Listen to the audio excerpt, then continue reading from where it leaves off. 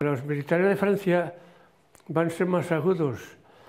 Todos estos que van a ir de España hasta Francia los van a emplear para sacar los alemanes de Francia.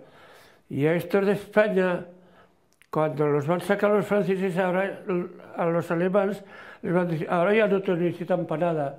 Los van a armar bien armados y los van a mandar a España. Mas bueno, marchad vosotros y nosotros ya vendremos detrás. Pero sí, hostias, va a llegar aquí que arreglatos como puedas. Arreglatos como puedas, ya nosotros ya hemos complicado. Y este capitán, en Francia, el van a coger los alemanes y el van a sentenciar a muerte. Pero no sé cómo, al fin, el van a mandar.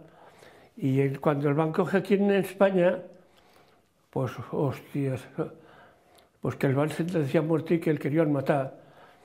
Pero como no tenía ninguna causa, pues va a ir sus manos por todos los pueblos a recoger firmas. Y todo el mundo le va a firmar como que no tenía ninguna causa, que nomás que iba a militar. Y él